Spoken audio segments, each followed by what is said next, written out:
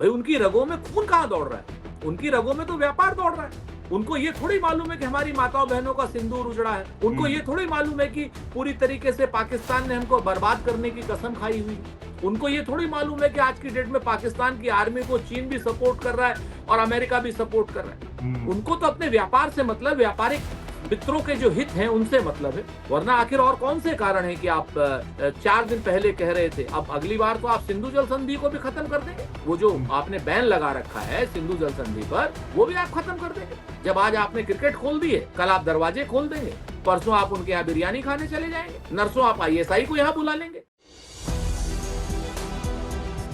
नमस्कार दोस्तों, कैसे आप लोग? उम्मीद है आप सभी अच्छे होंगे। जिस तरह से क्रिकेट मैच को लेकर घमासान मचा हुआ है, कांग्रेस पार्टी इसका बहुत विरोध कर रही है। क्यों कर रही है, कैसे कर रही है, इस पर बातचीत करने के लिए सुरेंद्र राजपूत जी कांग्रेस पार्टी से हमारे बीच हैं। सुरेंद्र सर, बहुत बहुत स्वागत है आपका 4 PM पर।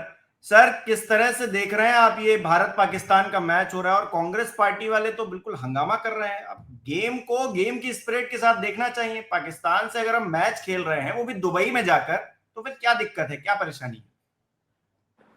अब आज दुबई में खेल रहे हैं, कल मंगल ग्रह पर खेल लें, कौन रोक रहा है? भाई यही सरकार है, ये व्यापार कर रही है, मैच खेल रही है, खून बहाने वालों के साथ मैच खेल रही है।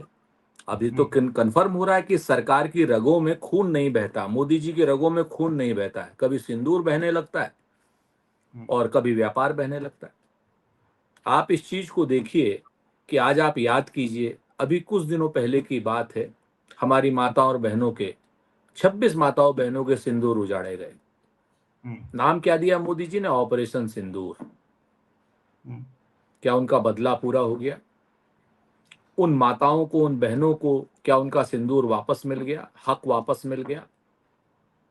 आप बताइए। आतंकी पाकिस्तान जिसके साथ आप ये कह रहे हैं कि खून और पानी नहीं साथ बह सकता, तो खून और क्रिकेट क्या साथ चल सकता है? लेकिन बदला तो इनके ले सर लिया ना सर। बदला कहाँ तो पे? ले लिया, आतंकियों को मार गिराया, बताया गया। अमित शाह जी बता रहे थे इस बारे में संसद में। आप बता दीजिए। सेना तो कह रही है कि ऐसा हमने कोई पुष्टि नहीं की है। अमित शाह जी कह रहे हैं, सेना का बयान उसके बाद का है कि कृपा करके कोई अफवाह ना फैलाएं, हमने कोई पुष्टि नहीं की है। लेकिन गृह मंत्री और जी संसद में ये बात कह रहे हैं, उस बात को तो तो मानना पड़ेगा ना। गृह मंत्री जी सदन में कह रहे हैं, तो जिस सेना ने ऑपरेशन किया उसकी भी तो बात सुनेंगे ना। तो गृह मंत्री जी पे उसकी भरोसा उस, नहीं? उसकी भी तो बात नहीं, जो जो ऑपरेशन कर रहे हैं उनकी भी बात सुनेंगे। और प्लस उन, मान लीजिए उन आतंकवादियों को भी मार दिया, तो उन आतंकवादियों के पीछे जो आसिम मुनीर है, जो पूरा पाकिस्तान है, जो पूरा चीन है, जिन्होंने नेटवर्क उनको दिया, जो पूरा पाकिस्तान है, जिस आर्मी ने उनको सपोर्ट किया, सहयोग किया, जो आर्मी पूरी तरीके से आतंकियों के साथ खड़ी हुई थी, उसके साथ आप ने क्या किया अभी तक? वो पाकिस्तान तो अपनी जगह पर है, आतंकिस्तान की जो आर्मी है वो तो अपनी जगह पर है। तो और यही ऑपरेशन बात, सिंदूर ने यही काम तो किया, आतंकी ठिकानों को टारगेट किया। ये बीजेपी वाले बता तो रहे चिल्ला चिल्ला कर। हाँ तो टारगेट किया ना, लेकिन टारगेट कितना? क्या ये भारतीय जनता पार्टी वाले कह रहे हैं मात्र 7 या 9 आतंकी ठिकाने थे पूरे पाकिस्तान में? बताएं हमें। अगर 7 या 9 आतंकी ठिकाने थे तो हम मान लेते हैं, यानी आतंकी अगर खत्म हो गए हो सारे तो हम मान लेते हैं। मसला यहां पर दूसरा है। मसले को आप समझिए जी। कि पूरा देश उद्वेलित है। पूरा देश को आपने ही बताया है कि पाकिस्तान से आतंकवादी आए, आपको पाकिस्तान आतंक की नर्सरी है। बगैर उसको हम सबक सिखाए उसके साथ कोई खून का रिश्ता नहीं रखेंगे, कोई पानी का रिश्ता नहीं रखेंगे, कोई खेल का रिश्ता नहीं रखेंगे, कोई व्यापार का रिश्ता नहीं रखेंगे। ये हमने नहीं कहा, ये तो नरेंद्र मोदी जी की सरकार कह रही थी ना। और हम कह रहे हैं बिल्कुल आप सही कह रहे हैं। आज की डेट में जरा सा एक डोनाल्ड ट्रंप का ट्वीट आया, जो लोग आरोप लगाते हैं आपने ऑपरेशन रोक दिया जिस वक्त हम पीओके को लेने जा रहे थे, जिस वक्त हम वजीरिस्तान को, बलूचिस्तान को आजाद कराने जा रहे थे। उसके बाद उसने क्या कहा डोनाल्ड ट्रंप ने कि साहब मैंने इनको व्यापार की धमकी दी कि मैं व्यापार बंद कर दूंगा। आज वो धमकी सही साबित हो रही है ना, क्योंकि बीसीसीआई में आप मैच खेल क्यों रहे हैं? सिर्फ इसीलिए तो मैच खेल रहे हैं, आपकी स्पॉन्सरशिप है वहां पर। वहां पर तमाम तरीके के व्यापार हैं, कभी किसी शाहजी के व्यापार हैं, किसी किसी और के व्यापार हैं, स्पॉन्सरशिप खत्म हो जाएगी। और कितना लेम एक्सक्यूज दे रहे हैं, कह रहे हैं साहब मल्टीलेटरल वो है, जब अंतरराष्ट्रीय मैच होते हैं तब ये बात करनी पड़ती है। अरे भाई, कांग्रेस ने तो चैंपियंस ट्रॉफी से भी अपने आप को हटा लिया था जब उन्होंने आतंकी हमला किया। कांग्रेस ने एशिया कप से भी हटा लिया था। इवन पाकिस्तान को आप देखिए, इससे मतलब भारत की सरकार से तो कठोर पाकिस्तान निकला। अभी एशिया कप हॉकी टूर्नामेंट हुआ, हिंदुस्तान में हुआ, हमारे यहाँ राजगीर में हुआ है, बिहार में। पाकिस्तान की टीम ने कहा हम नहीं आएंगे आपके यहाँ। वो भी तो अंतरराष्ट्रीय टूर्नामेंट था ना, एशिया कप था, कोई हिंदुस्तान का कप तो था नहीं, एशिया का कप था। पाकिस्तानी आपके यहाँ नहीं आ रहे और आप पाकिस्तान से खेलने के लिए मरे जा रहे। ये दोगला रवैया, दोहरापन जो है भारतीय जनता पार्टी का। 2014 से आज मान लीजिए, आज कांग्रेस की सरकार होती, 2014 से पहले कांग्रेस की सरकार थी, क्या नाम, भारत पाकिस्तान के मैच के विषय में, चाहे अंतरराष्ट्रीय मैच हो चाहे द्विपक्षीय मैच हो, भाजपा का क्या स्टैंड रहता था जरा आप देख लीजिए। आज मान लीजिए कांग्रेस की सरकार होती तो जो भाजपा कह रही है कि भाई खून और पानी के लिए कहा था, राकेश सिन्हा ने कहा, खून और खेल के लिए नहीं कहा था। यानी हमारे वो आतंकी हमारे लोगों को मार करके जाएं, हम उनके यहाँ टर्फ बिछाकर क्रिकेट खेलेंगे, क्योंकि व्यापार हो रहा है। यानी कि जो 26 नागरिकों की हत्या हुई उसका जो एक तरह से मजाक बनाया जा रहा है, आप ये कह रहे हैं? निश्चित तौर पर मजाक नहीं, व्यापार किया जा रहा है, सिंदूर का व्यापार। जो माताओं बहनों के सिंदूर उजड़े थे उनका व्यापार किया जा रहा है। व्यापारी है ना, कह रहे हैं कि हमारी रगों में खून नहीं, व्यापार दौड़ता है। तभी तो शी जिनपिंग के साथ बैठे तो ही व्यापार कर रहे हैं। क्या किया उन्होंने वहां जाकर के? उनसे हाथ मिला के व्यापारी तो किया। उस चीन के साथ जो आतंकी पाकिस्तान को हर तरीके का सपोर्ट दे रहा है, उसके साथ आप व्यापार कर रहे हैं। वो अमेरिका जो हर तरीके से आपको नुकसान पहुंचा रहा है और पाकिस्तान का सपोर्ट कर रहा है, पाकिस्तान के आर्मी के जनरल को यहाँ खाना खिला रहा है डोनाल्ड ट्रंप, उसको आप नमस्ते ट्रंप कर रहे हैं, हाउडी ट्रंप कर रहे हैं, अब की बार ट्रंप सरकार कर रहे हैं, जाकर के अमेरिका में जाकर के मिलने जा रहे हैं। और मैं आपको एक खुलासा और करूं, ये जो खेल हो रहा है ना यहाँ पर, ये अमेरिका यात्रा की एक तैयारी है नरेंद्र मोदी जी। ये मैं आज बता रहा हूं आपसे। मतलब कैसे, इस बात को जरा समझाइए। अरे सिंपल सी बात है कि भाई उन्होंने कहा था हम व्यापार रोक देंगे आपका। तो अमेरिका ने जो कहा, अगर आप इनकी बात नहीं मानेंगे, पाकिस्तान से संबंध सामान्य नहीं करेंगे, तो हम व्यापार रोक देंगे। और मोदी जी ने कहा नहीं नहीं, अडानी जी का व्यापार अगर रुकेगा तो हमें बड़ा नुकसान हो जाएगा। अच्छा, आप कह रहे हैं मजबूरी में ये करना पड़ रहा है मोदी जी को? अरे व्यापार तो मोदी जी की मजबूरी है ना भाई, उनकी रगों में खून कहां दौड़ रहा है? उनकी रगों में तो व्यापार दौड़ रहा है। उनको ये थोड़ी मालूम है कि हमारी माताओं बहनों का सिंदूर उजड़ा है। उनको ये थोड़ी मालूम है कि पूरी तरीके से पाकिस्तान ने हमको बर्बाद करने की कसम खाई हुई। उनको ये थोड़ी मालूम है कि आज की डेट में पाकिस्तान की आर्मी को चीन भी सपोर्ट कर रहा है और अमेरिका भी सपोर्ट कर रहा है। उनको तो अपने व्यापार से मतलब, व्यापारिक मित्रों के जो हित हैं उनसे मतलब है। वरना आखिर और कौन से कारण है कि आप 4 दिन पहले कह रहे थे, अब अगली बार तो आप सिंधु जल संधि को भी खत्म कर देंगे। वो जो आपने बैन लगा रखा है सिंधु जल संधि पर, वो भी आप खत्म कर देंगे। जब आज आपने क्रिकेट खोल दी है, कल आप दरवाजे खोल देंगे, परसों आप उनके यहाँ बिरयानी खाने चले जाएंगे, नरसों आप आईएसआई को यहां बुला लेंगे। आपकी बात का कोई भरोसा है? तो अब आगे क्या, मतलब सुरेंद्र जी, अब आगे क्या, मतलब क्या हो सकता है, क्या होना चाहिए? कांग्रेस पार्टी की क्या राय है इस विषय में? क्योंकि ठीक है, जो मतलब क्रिकेट हो रहा है वो नहीं होना चाहिए। जो शुभम द्विवेदी, जो कानपुर के पहलगाम में जिनकी हत्या की गई, उनकी जो पत्नी है ऐशन्या, वो तो कह रही हैं कि सरकार की आंख का पानी मर गया है। तो विरोध तो हर तरफ हो रहा है, सोशल मीडिया पर भी हो रहा है, लेकिन आगे क्या, मतलब ये नहीं तो क्या? नहीं, देखिए, दो चीजें बड़ी स्पष्ट हैं। अगर हमारी सरकार में ताकत होती है, हम मजबूत इच्छा शक्ति के होते हैं, दृढ़ इच्छा शक्ति की हमारी राजनीतिक इच्छा शक्ति है, हमारा राजनीतिक कौशल अपना दृढ़ है, तो इस वक्त पाक ऑक्यूपाइड कश्मीर हमारा होता। कमजोर रणनीति थी राजनीतिक इच्छा शक्ति की, इसलिए कश्मीर हमारा नहीं हो पाया पाक ऑक्यूपाइड, वरना तो हमारी सेना लेने के लिए खड़ी तैयार खड़ी थी।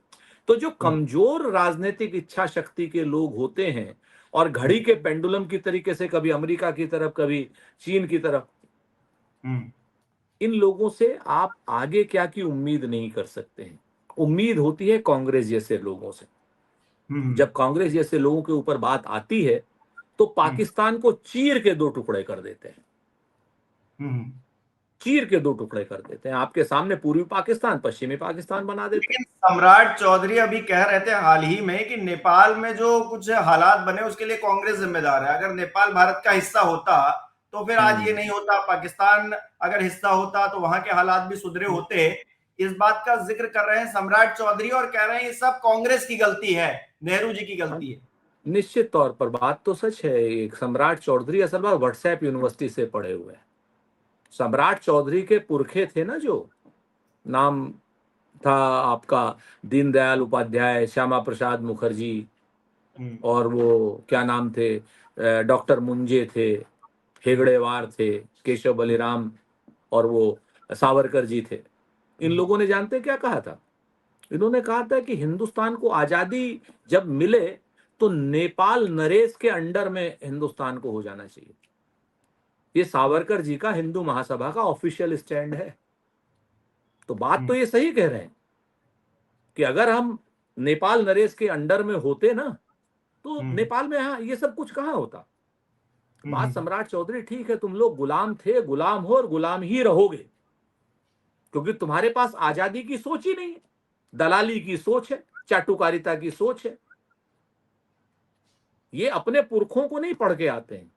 बताए ना सम्राट चौधरी आखिर वो कौन से कारण थे जो हिंदुस्तान को आजाद करने के बाद नेपाल नरेश की गुलामी करने के लिए इन्होंने कहा था। ये तो बात सही है कि उसके बाद फिर नेपाल में ऐसा सब कुछ थोड़ी होता।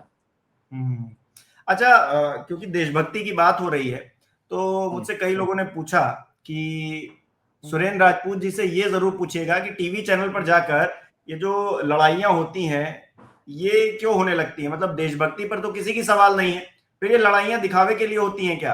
पिछले दिनों आपका एक वीडियो बहुत वायरल हो रहा था एक चैनल की महिला एंकर के साथ में, तो उसके पीछे की कहानी जो है बहुत सारे लोग जानना चाहते हैं, इसलिए मैं ये सवाल पूछ रहा हूँ। देखिए, दो बातें बड़ी स्पष्ट है। हमारी लड़ाई सिद्धांत की है, हमारी लड़ाई विचारधारा की। आज की डेट में दुर्भाग्य हो गया है कि जो टीवी के एंकर्स हैं वो पक्षकार बन गए हैं। भारतीय जनता पार्टी का पक्ष लेने के लिए दूसरे को देशद्रोही साबित करने की कोशिश करते हैं। मुझे अफसोस है उस एंकर के ऊपर कि वो भी इस तरीके से अपने आप को पक्षकार के रूप में रख रही थी और मेरे ही ट्वीट से मुझे देशद्रोही साबित करने की कोशिश कर रही थी। और 5 मिनट सवाल पूछने के बाद 5 सेकंड का जवाब भी नहीं सुनने वो क्या नाम देने दे रही थी। मेरे ट्वीट पर उन्होंने जैसे कहा, एक ट्वीट था कि मैंने लिखा कि भाई वित्त मंत्री की पिटाई हुई, या मैं वो शब्द विन्यास बता रहा हूं, हाँ, वित्त मंत्री को दौड़ाकर पीटा गया, ऐसा मैंने लिखा। यस, वित्त मंत्री को दौड़ाकर पीटा गया, नेपाल वाली घटना को लेकर जी। तो मैंने कहा वित्त मंत्री को, आप ध्यान दीजिएगा, वित्त मंत्री को दौड़ाकर पीटा गया, #नेपाल। अब वो कह रही है कि मैंने निर्मला सीतारमण को कहा है, देशद्रोह की बात की। पहली चीज तो मैंने निर्मला सीतारमण को कहना होता तो हमने लिखा होता कि वित्त मंत्री दौड़ा कर पीटी गई लिखा होता। पीटा गया और #नेपाल, वहां पर इंडिया का वित्त मंत्री कहां से आ गया। दूसरा, मैंने एक ट्वीट किया था जिसमें इमरान खान शी जिनपिंग की फोटो थी, उसके बाद शेख हसीना शी जिनपिंग की फोटो थी, उसके बाद राजपक्षे शी जिनपिंग की फोटो थी और केपी ओली शी जिनपिंग। तो हमने कहा कि जो चीन का यार है वो देश का गद्दार है और अगला नंबर आपका है। उस पर वो एंकर कहने लगी कि नहीं साहब, आप तो मोदी जी को कह रहे हैं। हमने कहीं नाम लिखा हो मोदी जी का, मोदी जी को टैग किया हो, कहनी ये गद्दारी भरे ट्वीट है। अब बताइए, अगर ये गद्दारी भरे ट्वीट हैं, कहते हैं ना, याको मैं बस्ती कहूं तो काको कहूं उजाड़। तो आप अगर ये ट्वीट को आप गद्दारी का ट्वीट कह रहे हैं, दूसरी तरफ अर्जुन सिंह है, भारतीय जनता पार्टी के सांसद रहे बंगाल के, वो ये कह रहे हैं कि नेपाल जैसा सशस्त्र विद्रोह बंगाल में होना चाहिए, मैं उस विद्रोह की अगुवाई करूंगा। ये अर्जुन सिंह का ट्वीट है, उस पर कोई बहस नहीं हो रही। उससे बड़ा देशद्रोही ट्वीट हो सकता है कोई? भाई, बंगाल हिंदुस्तान का हिस्सा है, बंगाल में सशस्त्र विद्रोह करने की बात कर रहे हैं। नेपाल जैसा सशस्त्र विद्रोह अगर हो तो अर्जुन सिंह चाहते हैं कि वो उसका क्या नाम वो करें, अगुवाई करें, और उस विद्रोह का, सशस्त्र विद्रोह का समर्थन कर रहे हैं अर्जुन सिंह। उस पर कोई नहीं, वो गद्दार नहीं है, वो देशभक्त है। इस बात पर वो एंकर खफा। 12 साल 14 साल हो गए हमको, और किस बात पर खफा? हमने उसको कहा कि तुम कौन सा अपमानजनक शब्द है? क्योंकि उनके पास कंटेंट नहीं है अपने आप को बचाने का। चीन का जो यार है वो देश का गद्दार है। वो ये समझते हैं कि हम अब इनके आकाओं को कह रहे हैं। जो साफ साफ देश से गद्दारी की बात कर रहे हैं अर्जुन सिंह, वो अर्जुन सिंह को वो कुछ नहीं कह पा रहे। तो जो ये आका है ना, इनके अपने आकाओं को प्रसन्न करने के लिए इन लोगों ने चैनल के एंकरशिप को एक माध्यम बना लिया। अच्छा सुरेंद्र जी, बहुत सारे लोग मुझसे भी ये सवाल पूछते हैं कि आपको एंकर से अगर दिक्कत है, प्रवक्ताओं को दिक्कत है, उनसे इतना भिड़ जाते हैं, फिर उनके डिबेट शो में क्यों चले जाते हैं? भाई मत जाइए, बाइकआउट कर दीजिए। आपने तो एक बार बाइकआउट किया भी था। ये बड़ा आसान सवाल है। हम पार्टी के प्रवक्ता हैं, पार्टी के नीति से, विचारधारा से प्रतिबद्ध हैं, और हम पार्टी के अनुशासित सिपाही हैं। अगर पार्टी हमसे पाकिस्तान के फ्रंट पर जाने को कहेगी, हम पाकिस्तान के फ्रंट पर जाएंगे। पार्टी हमसे 4 PM पे को आने पर कहेगी, हम 4 PM पर जाएंगे। पार्टी हमसे क्या नाम आज तक जाने को कहेगी। हमारी डिबेट हम नहीं तय करते हैं, पार्टी तय करती। नहीं, मैं ये कह रहा हूं व्यक्तिगत तौर पर भी आपकी कोई राय होती है कि नहीं, कि आप मतलब ऑर्डर दे दिया और आपको फॉलो करना है? ये तो गजब की फिर तानाशाही वाली बात है। हमारी नहीं, ये हमारी ही पार्टी। अनुशासन किसी भी पार्टी का एक सबसे बड़ा अंग होता है। अगर आप अनुशासित सिपाही नहीं हैं तो आप जंग लड़ने के काबिल नहीं। और ये जो है जंग है, वैचारिक जंग है, राजनीतिक जंग है। इसमें हमारे प्रतिद्वंदी हैं, दुश्मन नहीं है, लेकिन वो लोग हमें दुश्मन। अपने विचार रखने की भी तो आजादी है। अगर कोई आपके साथ पूरी मिसबिहेव कर रहा है तो फिर आपको आवाज उठाने की भी तो आपके पास जिम्मेदारी है। पूरी आजादी है हमें आवाज उठाने की। लोकतांत्रिक ढांचा है, लोकतांत्रिक ढांचे में अपनी बात कहने की आजादी हमेशा होती है, लेकिन आखिरी निर्णय बॉस का होता है, जो हमारे सीनियर होते हैं। आप कुछ भी कहते रहे, आपके यहाँ पर भी आखिरी निर्णय संजय शर्मा का ही होगा। नहीं नहीं, वो तो संपादक है। खैर, बस तो संपादक का नहीं, वो इतना प्रेशर देते नहीं है। नहीं, ये बात प्रेशर की नहीं है, ये नीति की है, नियम की है, नैतिकता की। ठीक है, मैं आपकी बात से सहमत हूं, इस बात से सहमत हूं। और आखिरी में एक सवाल मैं पूछूंगा कि भारत और पाकिस्तान का मैच हो रहा है, तो आप उसे देखेंगे या नहीं देखेंगे? कांग्रेस पार्टी ने इस पर क्या निर्णय किया है? कोई पार्टी ने निर्णय नहीं किया, लेकिन कोई भी देशभक्त होगा वो इस मैच का बहिष्कार करेगा। जो देशद्रोही लोग होंगे वही इस मैच को देख सकते हैं, क्योंकि मेरी आंखों के सामने अगर वो मैच खुला होगा तो मुझे तो शुभम द्विवेदी की पत्नी याद आएंगी। वो वहां पर दिखाई देंगी। 22 शरण का वो मैदान दिखाई देगा जहां पर 26 लाशें पड़ी थी। महिलाएं अपने पतियों के शव को गोद में लेकर के बैठी थी। 1.5 घंटे बाद हमारी आर्मी आई थी। हमें तो वो दृश्य, आज की डेट में वो दृश्य अभी हम भूले नहीं हैं, क्योंकि पाकिस्तान ने अपनी आतंकी सोच नहीं खत्म की। क्योंकि अभी आतंकवादी इन्फिल्ट्रेट जम्मू कश्मीर में कर रहे हैं। भारत ने कोई ठोस निर्णय नहीं लिया है। भारत की सेना ने शौर्य से, पराक्रम से, अपनी व्यावसायिक दक्षता से पाकिस्तान को लगभग नेस्तो नाबूद कर दिया था, लेकिन भारत की सरकार की कमजोर राजनीतिक इच्छा शक्ति के कारण आज की डेट में पाकिस्तान और मजबूत हो रहा है। उनकी आर्मी को लगातार जो है सैन्य उपकरण मिल रहे हैं, पैसा मिल रहा है, टेक्नोलॉजी मिल रही है, अमेरिका से भी, चीन से भी। और हमारे जो देश के आका हैं वो चुप हैं, तो हम ऐसे में मैच नहीं देख सकते। अच्छा, अगर भारतीय जनता पार्टी ये कहे कि देखिए हमने वहां मैच खेला और भारत की जो टीम थी वो जीत गई, तो फिर क्या रिएक्शन रहेगा आपका? फिर वही चीज है, कहते हैं ना कि आप दो चीजों को एक चीज में मत मिलाइए। क्रिकेट के खिलाड़ियों से हमारा कोई सवाल नहीं है, हमारे खिलाड़ी बेहतर हैं। भाई भारतीय टीम का, अगर भाजपा की टीम थोड़ी है, टीम तो भारत की है ना। उनकी, हमें जैसे सेना की व्यावसायिक दक्षता पर, सैन्य कौशल पर हमें कोई संदेह नहीं, हम तो उनको सर्वोपरि मानते हैं। उसी तरीके से हमारे खिलाड़ी भी बहुत अच्छे हैं, उनमें से जी। कोई भी बेचारा नहीं खेलना चाहता।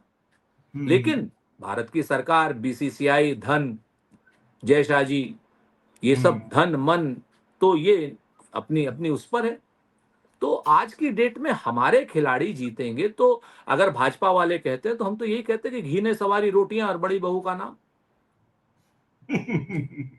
चलिए, बहुत बहुत शुक्रिया सुरेंद्र जी हमारे साथ जुड़ने के लिए, बहुत तमाम बात के लिए बहुत बहुत धन्यवाद आपका। बहुत धन्यवाद, बहुत धन्यवाद। तो दोस्तों, आप मुझे कमेंट करके बताइए कि आप ये मैच देख रहे हैं कि नहीं देख रहे हैं, और अगर भारतीय टीम जीत जाती है तो आप सपोर्ट करेंगे या नहीं करेंगे। आपके मन के जो भी विचार हैं। कांग्रेस पार्टी तो साफ कह रही है कि हम भाई मैच नहीं देखेंगे, क्योंकि हम अगर मैच देखेंगे, टीवी खोलेंगे तो हमको वो 26 लोग नजर आएंगे उसमें, जिनकी लाशें उस मैदान में पड़ी हुई थी। पहलगाम की घटना हमको फिर से ताजी हो जाएगी, जो जख्म है हमारे फिर से कुरेद दिए जाएंगे। तो ऐसे में हम तो नहीं देखेंगे। आप बताइए, देखेंगे कि नहीं देखेंगे?